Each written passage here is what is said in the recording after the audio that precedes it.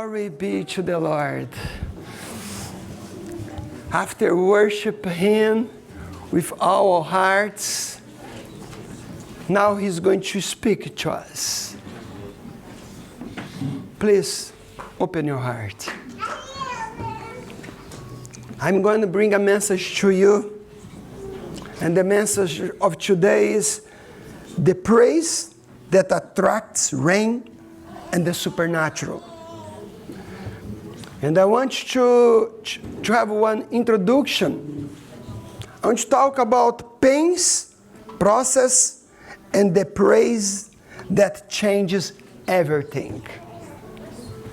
Do you believe in this book? Amen. Do you really believe in this book? Amen. When I read this book, I see God moving in a very powerful way. When I read this book, I see God manifesting His glory. When people are worshiping God, you are going to see God battling the battles of His people. And what's happening nowadays? We don't see God moving. And for 3 weeks, I have been preaching on the series, Forged Character. Amen? And today I will share the fourth and the last message on this series. And we have seen through this series that the difficulties, pains, relationship problems, and tribulations are not deviations of the path. It's something natural that God is using to change your character. Okay? If you are going through some circumstances, tribulation, problems with people, in relationship, knows one thing: God is trying to deal with you. That's right.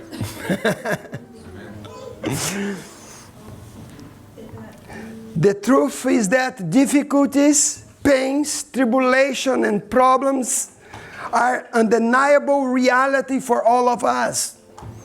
And the Bible is clear that on the path to reach our promises, we will all pass through some valleys. Always, before you go to the top, you go first to the valleys. And many of us, we want ardently God's promises. We want the blessing. We want deliverance, promotions. But when undergoing the divine process of character transformation, we fail. We fail. And God is trying to deal with us. Please, keep what I'm going to say to you. If you are in church, this is a school of the Holy Spirit. I know that you are not able to keep all that I'm speaking to you, right? And this is a school. You should come to the church with a notebook and a pen. Yeah, to take notes. How many of you have notebook here and pen? Just few. Yeah. But use mobile just to type, okay? Not to read message. Yeah, I know. Maybe you're going to use your tablet, but turn off notification for you not to be tempted. But you can either go into the desert and die, or you can go and to find God. This is the reality. Hello, are you with me? Yes. If you are going through some circumstance in life, pay attention.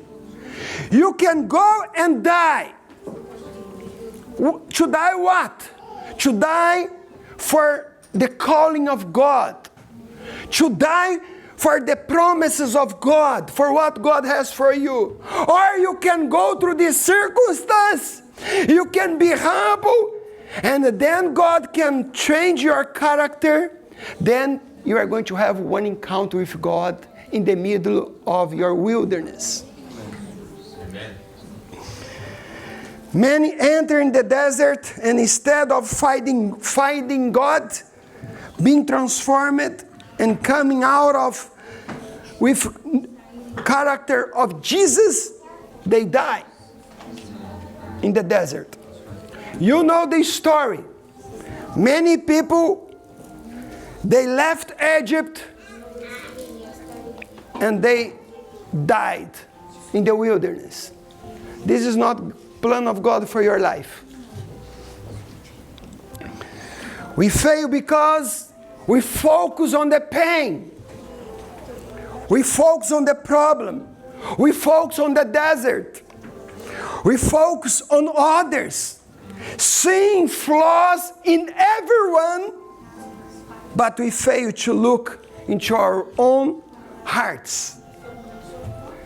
Beloved brothers, please, when you get into trouble, the first thing, don't point your finger, look into your heart. Because always the problem is here. Remember, you are going to go through some hard circumstances. And I told you in the last message, your problems comes to promote you. But you are dying. You are letting your spiritual life to die because you cannot deal with your problem. You are looking too much to your pain, your bitterness inside of your heart, your big problem, and say, Lord, I am waiting for this miracle so long. Yes, sometimes we need to wait for so long. Remember that the ones who promoted Joseph to governor in Egypt were his brothers who betrayed him, who sold him into slavery. Remember that. Who put Joseph as a governor in Egypt? Who was responsible for?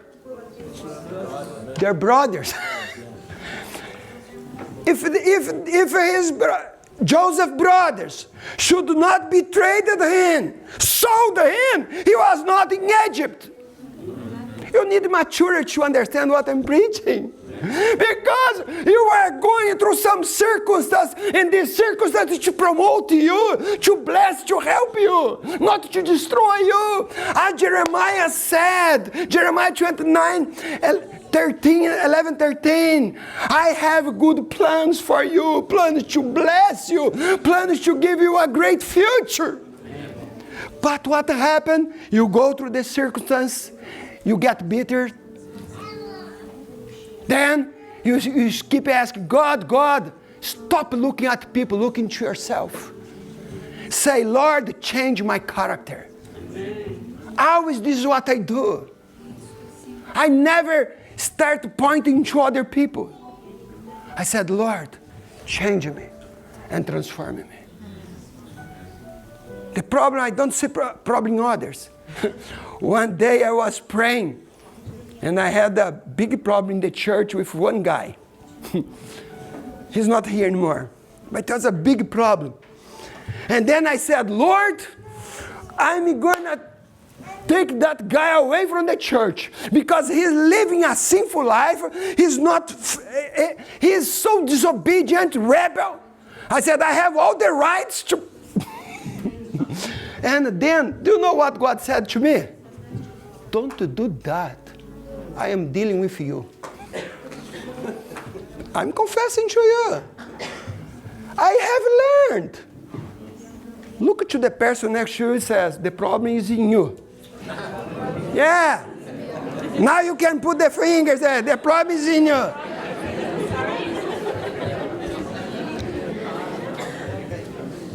You see problem everywhere. You get bitter, or you are in the middle of the circumstances. Oh Lord, why? Why the answer doesn't come, Lord?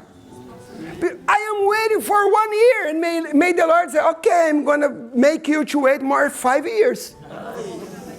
You need to be in the pressure cooker for more 5 years. But if you surrender, say, Lord, I'm going to surrender. Then Lord, forgive, this is my sin. I am so proud. Lord, change me, transform me.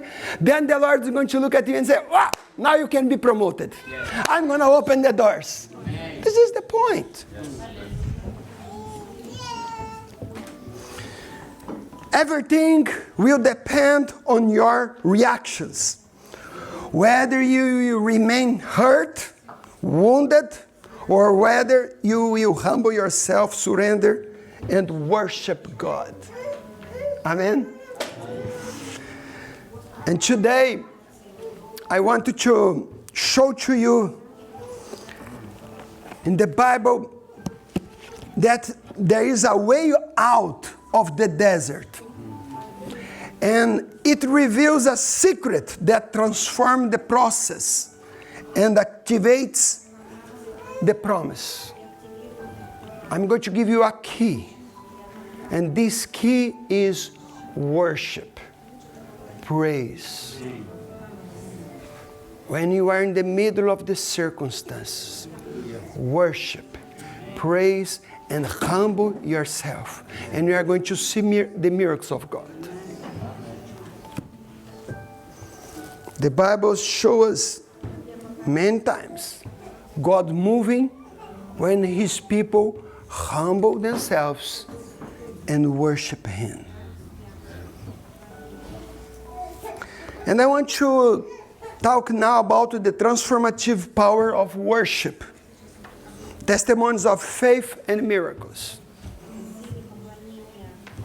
As I told you, if you start reading this book, you are going to see many miracles when His people humble themselves and worship God. And why God moved in the past and He's not moving today? Did God change? No. If God didn't change, what happened? Yeah. God is still the same. He continues to work miracles in the life of those who seek Him with all their heart. Jeremiah also said, if you seek me, you are going to find me. When you seek me with all your heart. And as I was meditating in this truth and in this message, the Lord brought me to my memory some miracles that I personally experienced in the past. And I wanted to share with you. Some of these miracles you have already listened to me, but God was reminding me how the miracle happened. And this is what I'm going to share. Not is about the miracle, but it's about the key that opened for the miracle. And when I was meditating, God opened my eyes to see, Marcio, what was happening when you experienced all these miracles? I said, what happened? Then I started thinking, I was going through some very hard circumstances. I was facing big problems, sometimes with people in church. Do you think that I am okay with everybody? Sometimes I have to confront people in church. Sometimes people, they are disobedient. Sometimes people is rebel. Also, sometimes I was going through some circumstance personally. And what happened? All these circumstances, I humble myself. This is the key. I humble myself I worshiped God, and the miracle happened. Amen. I'm going to talk quickly. Only three miracles. I could say more. But one of the audible voice of God in the desert of struggle. Years ago, I was facing one intense and disheartening struggle. And one night, my heart was in pain. And then I went to a solitary place to pray. Have you done that? When you leave everything and say, Lord, I need you, and you go to a solitary place where there is no one, no music, and only you and God. I did that. And I went in the middle of the bush. And when I was there, I didn't have all the words. And then I knelt. I started crying and say, Lord, this circumstance is so heavy. But you are still a great, good God. Amen. And I'm here to worship you, to glorify your name, to exalt you. And I started worshiping God. And it was the first time in my life God spoke to me in an audible voice. Can you hear me clear? Can you hear me clear now? Yeah. This was how I heard God the first time. It was years ago. And God spoke with me for 5 minutes. And started talking. And said, Marcio, no one brought you to this place. It was me. I was testing your heart. God spoke this way. And he said, and you are approved in this time of tribulation. And today I am opening the doors for you. And he spoke many things. In one of them, he told me about me to be in this country. This is why I'm here. Not because my desire. I never asked for God, God, I want to go to Ireland. Never. But he gave me this specific word in that day. Since that day, my life was not anymore the same. Because I said, Lord, I heard your voice. Second, instant healing through praise amidst pain. Many of you know, but I'm telling you, this is not the miracle, but what happened.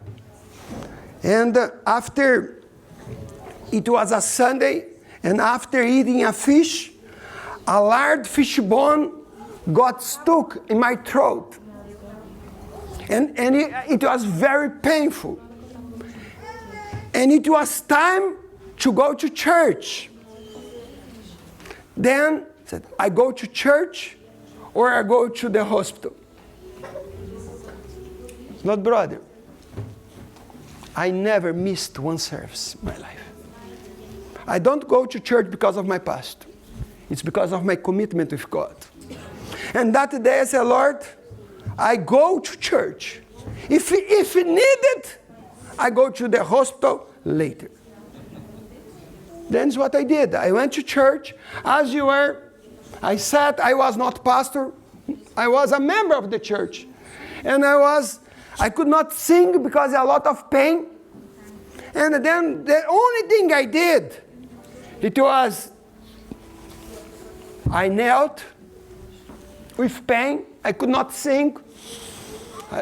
I rose my hands. I started worshiping God. I worshiped with all my heart. Sometimes we don't worship God because of your pain. Sometimes we are hurt, or people hurt you, then you're going to miss the miracle in your life. And then that day, as soon as the worship finished, as today, the worship was wonderful today, isn't it? God's glory, God's presence was here. And then I was worshiping as that day. But I was kneeling that day and with pain. when the worship finished, the fish bone disappeared from my throat. And then when the worship was gone, I said, wow, I can breathe with no pain. No more fish bone. But brother, this is a simple miracle. But what happened? I had pain. I humbled myself. I worship God, and the miracle happened. Are you getting the point? Another one. The angelic vision and the promise of citizenship in Ireland. This third testimony that most of you know demonstrate God's sovereignty over all circumstances. It was one of the worst moments of my life. I came here to be pastor in Ireland. Our church sent us as a pastors. I didn't come to work here, but as a missionary. And then we applied for the visa. As you know, it's not easy. And we think, God sent me, everything is going to go smoothly, doors will be open. No. Then I received one letter denying me, said, no, you can go back, we don't need pastors here. I said, Lord. Then I prepared a lot of documents again, prayed, and sent to them, and say, now the miracle will come. After 1 month, I received another letter. Say, you have 120 days to leave the state. Go home. Then I said, what to do? Then I had a problem. What did I do? The same. People don't like to do it anymore. Some people say, I have pain in my knees, I can't kneel, pastor. Okay. But I love this position. For me to be in the presence of a great king, a great God, I cannot be in any form. I love this position. And then I was at home, 2011. And again, first I cried a lot. I have to confess to you, I cried. I cried. And then I said, Lord, you are still God. And I worship you. And I start worshiping God with all my heart, worshiping God, giving God glory. Suddenly I opened my eyes and one angel was in front of me. And then I looked to that angel. I was terrified of seeing that angel. I said, Lord, why? And the angel smiled at me and he showed me 2 red passports. And then God said, I sent to you. You are not going home. You are going to stay and you're going to become one Irish citizen. Amen. And today I am one Irish citizen.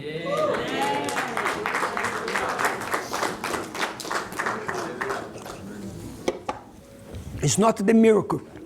The point is, are you following the steps? Big problem.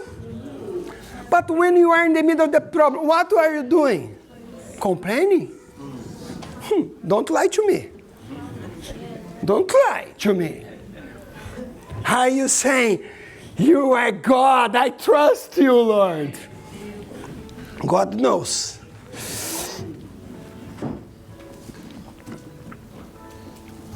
Then, in all this miracle, the key was the same. I could tell you more. I have more testimonies, but I have no time.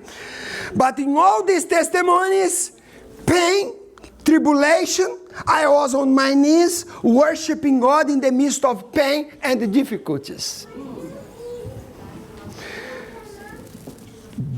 The praise attracts rain, forging character, and releasing promise. When we are worshiping God, you attract the rain from heaven. Your character is transformed, and the promise of God is released upon your life. It's simple. I have a question. Are you in a spiritual desert? In a spiritual wilderness? Are you? Are you going through some difficult time? I have a prophecy from God. God's word also comforts us. In Isaiah 41, 17 and 18. This is a prophecy for you. I'm going to read. Isaiah 41, 17. The poor and needy search for water, but there is none. Their tongues are parched with thirst. And I, the Lord, will answer them. I, the God of Israel, will not forsake them. I will open rivers on barren heights and springs in the valleys. I will turn the desert into pools of water and the parched ground into springs. Wow. This is a promise that God said that He will do in your life. The Bible is not for the prophets that received. It's for all of us. Amen. But the problem is, are you reading this book? Are you taking these promises? Maybe these promises in our head, but not in our hearts. If you are going through a desert, know that you are not alone. And that there is not your final condition. Did you listen? Your desert, your wilderness is not your final destination or your final condition. According to God's word, there is a way out, and it begins with a powerful action: worshiping Him. When you think about worshiping Him, what do you think? Tell me. When you listen to me saying about to worship God, what comes to your mind? What is worship? Praise. What do you think? Do you think about the spirit that we are here in church? Yeah, maybe it's a little bit. But you are going to see all these miracles. Most of them, even the Bible, didn't happen inside of a church. Blood brothers, look at me. You may say that you are a worshiper, but worshiper is the one who worships alone before God. Amen. When they are in troubles and circumstances. Here it's easy. Amen. Without the church, it's easy to worship God. Sometimes you can pretend. Said, raise hands, okay. Oh, dance, okay. I want to see you dancing, worshiping at home. When you are in the middle of your problem. Then there you are going to see God's moving. Here it's easy to worship God. Praise is the path that transforms barrenness into abundance and silence into divine communication. I'm going to repeat. Praise is the path that transforms barrenness into abundance and silence into divine communication. Is the attitude of the prisoner of hope. Do you remember prisoner of hope? I preached last Sunday. You refuse to be prisoner of your anxiety. Amen. You refuse to be prisoner of your problem. And you are prisoner of hope. And you believe in God and say, Lord, you are still God and you are in the control. Amen. And God loves when you do that. When He looks at you and say, wow, this guy's so crazy, I love it. When you take this attitude of craziness, spiritual craziness. to understand how to get out of the desert and not fail in the process, we need first to grasp a fundamental spiritual principle.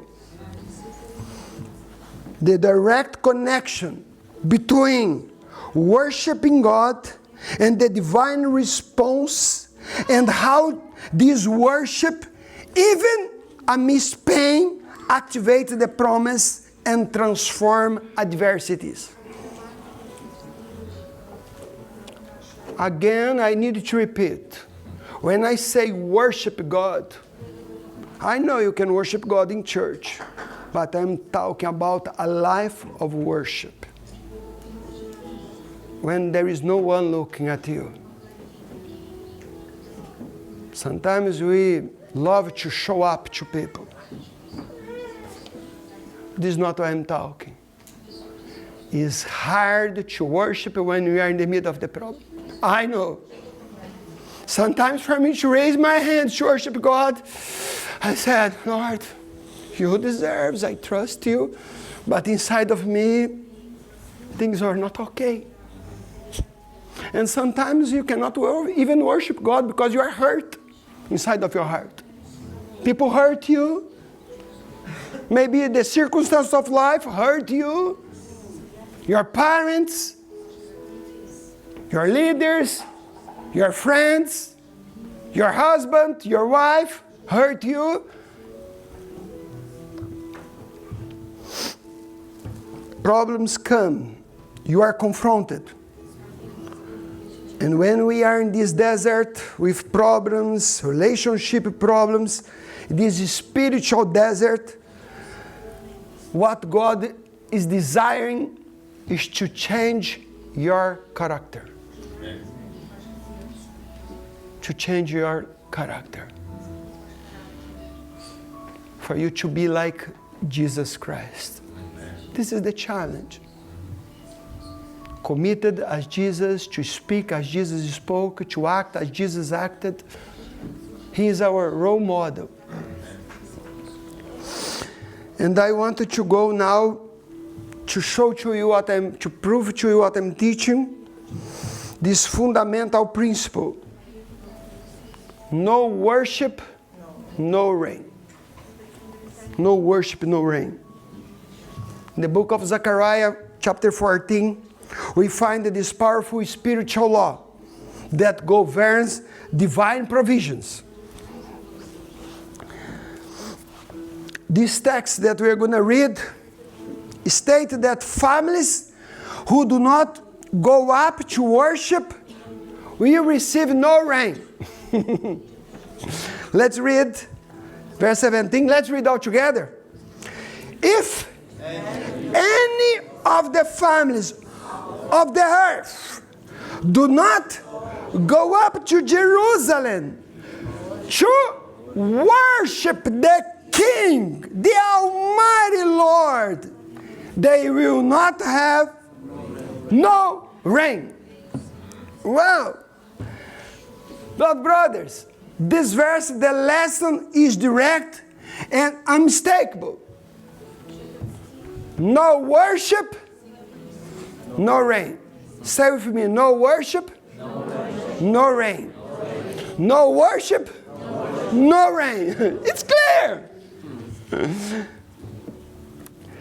It's not a principle of bargain with God. Okay, Lord, if I worship you, if I dance a little bit, then you're going to bless me. No, it's not what I'm teaching. No, it's not bargain. Our worship aligns our spiritual atmosphere with God's, allowing His blessing to flow over us.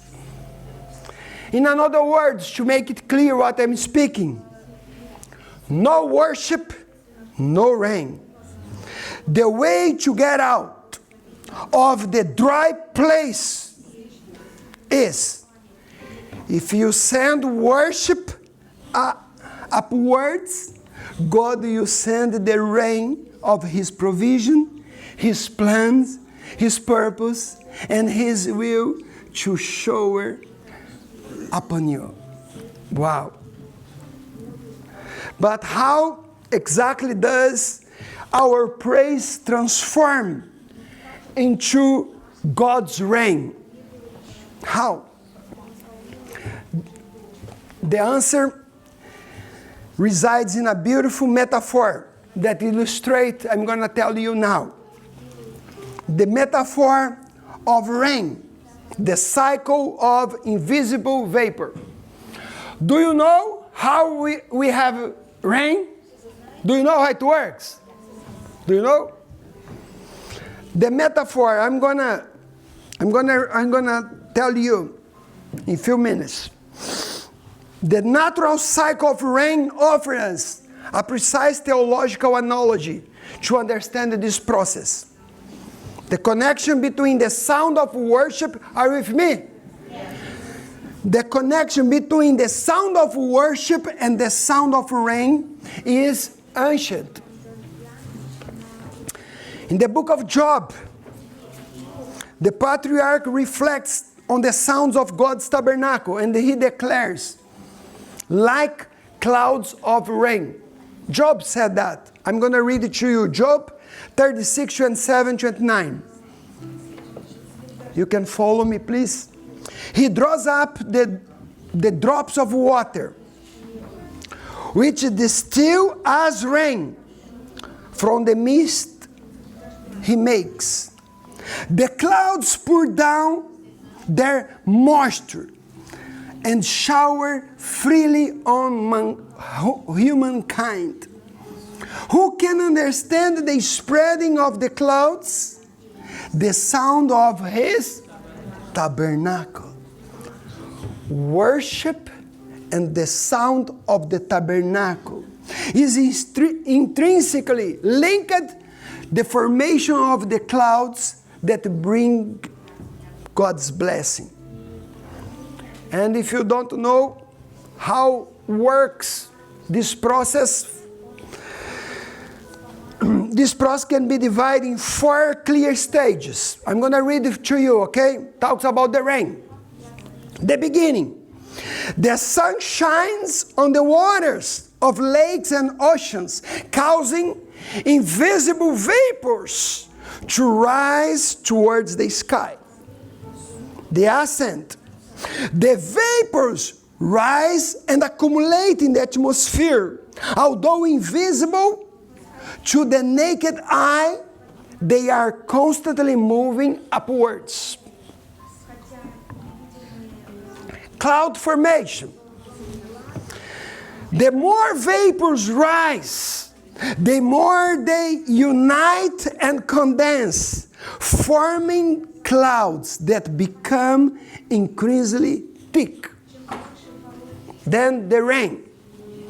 The rain finally, when the clouds are full, they release the accumulated water, and the rains begins to fall, bringing life to the dry land. But brother, this lesson here is so profound, because Job said the same what happened in God's tabernacle and the rain. And it's very clear. If nothing goes up, nothing goes down. Are you with me? If nothing goes up, nothing goes down. Our praise and worship are the invisible vapors that we send to God. Each act of worship contributes to the forming of these clouds of blessing over our lives. If worship sends these vapors that form the clouds of blessings, what are the practical forms of worship? Are you with me? If nothing goes up, nothing is going to come down. I had many things to talk about worship, but I have no time. But I prepare here 9 expressions of praise that form clouds. I'm going very quick because of my time. The Bible describes multiple ways that we can worship God. How? I told you about what? Raising our hands. Did you remember that I said? Then I'm going to talk about our hands. Look at your hands. Your hands is a weapon of worship. Your hands. Raising hands. I'm going to read Psalm 141:2. My prayer be set before you like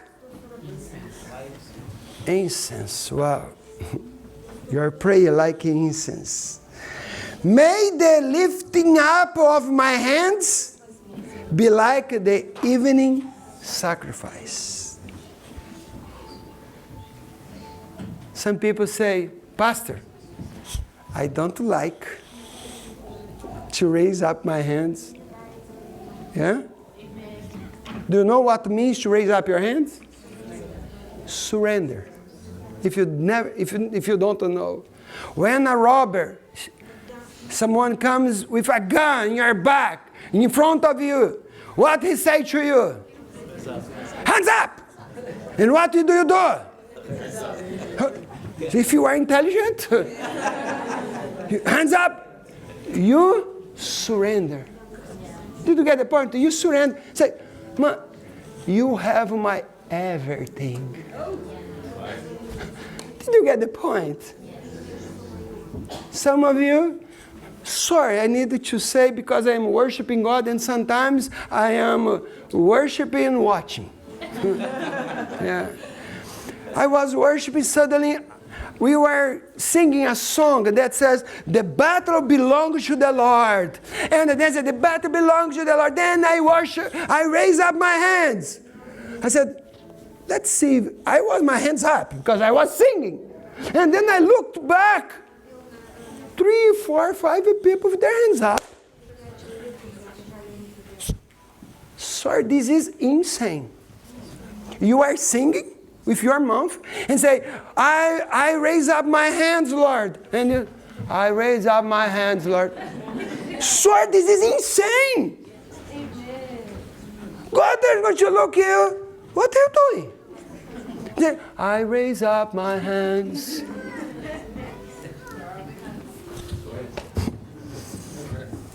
Clapping hands.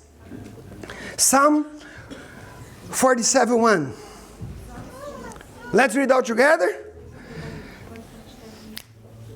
Clap. Clap your hands. Is that? Oh, okay. Thanks, sorry. It's not your mistake. 1, 2, 3, go. Clap your hands, all nations, shout to God with cries of joy. Blood, clap your hands with joy. Yeah, clap. With joy, cry to the Lord. This is why we clap our hands. It's not because we are religious. We are obeying the Bible. Amen. Raise up your hands. Clap your hands. Play with instruments. We are not going to read, but Psalm 150. Also, praise God with your voice. I told you about your hands, raising your hands, clapping, but also with your voice. Speaking our praise. Psalm 145, verse 21 only. I have more, but I have to read quickly. My mouth will. Okay. Psalm 145, 21. Psalm 145, 21. Okay, I'm going to read to you. My mouth will speak in praise of the Lord. Let all of life praise His holy name forever and ever. Hallelujah. Your mouth will speak in praise of the Lord. This is why we worship. Singing your praise. Psalm 104, verse 33. I will sing to the Lord all my life. I will sing my praise to God as long as I live. As long as I live, I will sing. Are you alive? Amen. Then sing to the Lord. Shouting your praise. Psalm 98, verse 4. Psalm 98, verse 4. Please.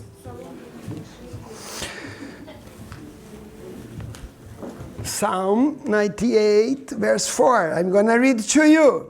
Shout for joy to the Lord, all the earth. Burst into jubilant songs with music. Hallelujah. Hallelujah. Shout for joy to the Lord, all the earth. Burst into jubilant songs with music. Hallelujah. Then hands, your voice, and now with your whole body. Standing up. Nehemiah chapter 9, verse 5. Nehemiah 9:5. I'm going to read it to you. Then the Levite said, stand up and praise the Lord your God, who is from everlasting to everlasting. Amen. Stand up and worship the Lord. Pastor, Pastor, I'm so tired. I'm so tired. But the Bible says, stand up and worship the Lord. Amen. Kneeling. Psalm 95, verse 6. Psalm 95, verse 6 now. That says, come, let us bow down in worship. Let us kneel before the Lord our Maker. Wow. I'm going to read again. Come, let us bow down in worship. Let us kneel before the Lord our Maker. Amen. Now 2 Samuel 6:14. Dancing. Many people don't like dancing. They say, no, dancing is for disco, pastor. No, yes. But if you are a Christian, that you love the Lord, the Bible says for you to rejoice in the Lord and to dance for Him. And let's read 2 Samuel. Also, 2 Samuel, also Psalm 150 says for us to dance before the Lord. But 2 Samuel 6:14 says, wearing a lineup of David was dancing before the Lord with all his might. Brother, these actions that I was speaking about, our hands, our body, our voice, is not just physical movements or sounds. They have tremendous spiritual power, capable of changing impossible circumstances. Yes. Yes. But the point is, some people say, I don't like to raise up my hands. I don't like to clap. I don't like to go to my knees. Pastor, I don't like to stand up during the service. I prefer to be seated. But this is not a matter what you think, what you like. It's a matter of obedience to the Word of God. The Lord said, rejoice, clap your hands, dance, raise up your hands, an act of obedience. I think most of you, when you are serving the devil, and you are in the disco, you didn't go to the disco and stay there. As you are in the church. Or you go to the disco and you sit there. But now for God you can. Yeah. For the devil, yeah. For the devil. And now for good, no. Just obedience. Read your Bible. You need to read more your Bible. All I am teaching you is Bible. Read your Bible. Amen?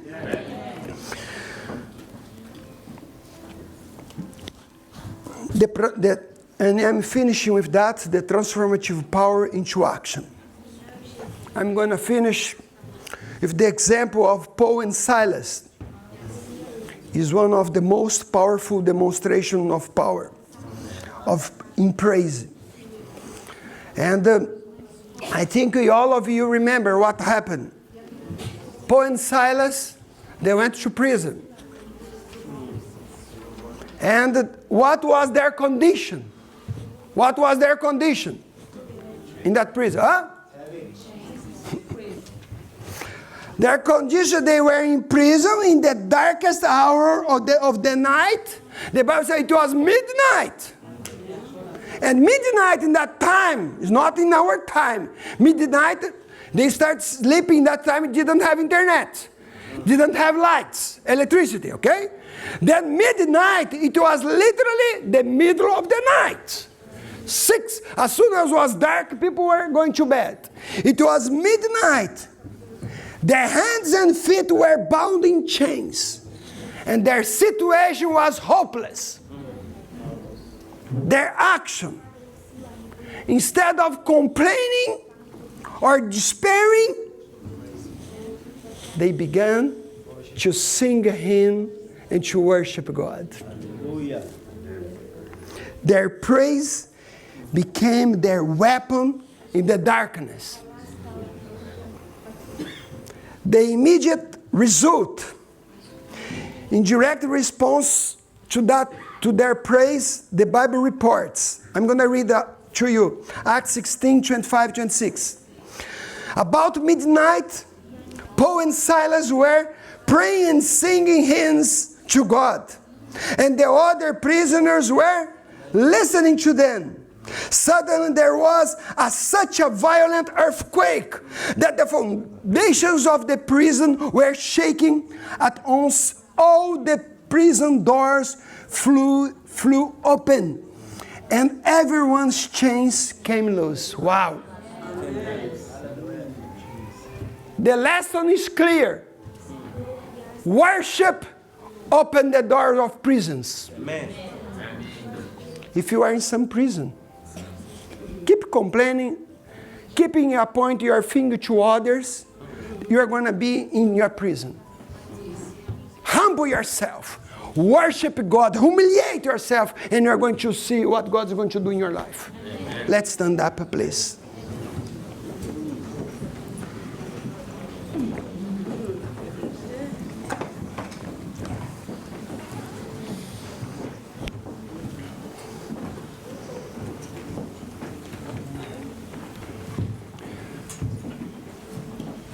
Just to stand up, okay?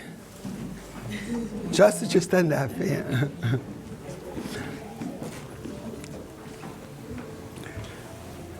What God spoke to your heart today? What God did speak to you? Maybe you are going through some circumstance in your life. And you have to take a decision. What God wants to do in your life? What God wants to do in your life? To change your character. When you point your finger to someone, there are 3 fingers against you. Look to yourself. Humble yourself. And you are going to see God's moving. Praise open all the prison's door. Maybe you are going through some circumstance. God wants to talk to you. God uses all circumstances to speak to us. Romans chapter 8, all things work together for our good. All things work together for our good. And we need to activate the rain of blessing in our lives. If you want to receive, you need to give. If something doesn't go up, then you need to humble yourself in worship. And the rain of God will come upon you. I know my God. I know Him. He can change all the circumstances of your life. Please close your eyes. Let's pray. And I want you right now, you pray right now. Oh, raise up your voice right now. Raise up your voice and start what God spoke to you. Maybe God gave you a word. God speaks different to all of us. I don't know your circumstance. And God is telling you, your dry place is not the end. It's one invitation for you to humble yourself and worship God. Maybe you need to say, Lord, I have failed. Forgive me. Give me a broken heart, a humble heart. Please pray. Raise up your voice right now. This is what, maybe your prayer, you're going to humble. This is what are going to go up to God. And God will listen. And God will send His rain upon your life. Keep praying, please. God used difficult encounters with people to transform your character. You can choose to perish in the desert or to encounter God. You can die. Something can die in your life in this time of tribulation. But also you can have one encounter with God. He wants to encounter you. God wants to encounter you. And I challenge you, not only now, but as you go home alone, have your quiet time with God and say, Lord, speak to me. Maybe you need to cry, to humble yourself before the Lord, to humiliate. Keep praying. If God spoke to you, please speak to Him. Pray right now and say, Lord, forgive me. Always my response to God is always, God, forgive me. Because I am not good enough. Forgive my sins. And maybe you have sinned against God, against people, and you have said, go, Lord, I'm sorry.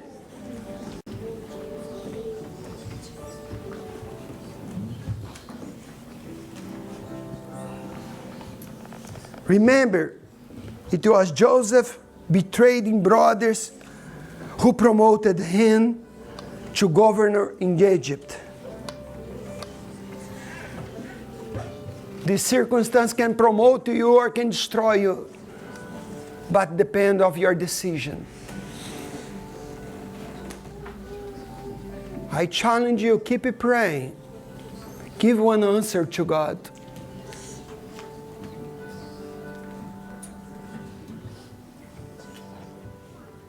Raise up your hands to God right now.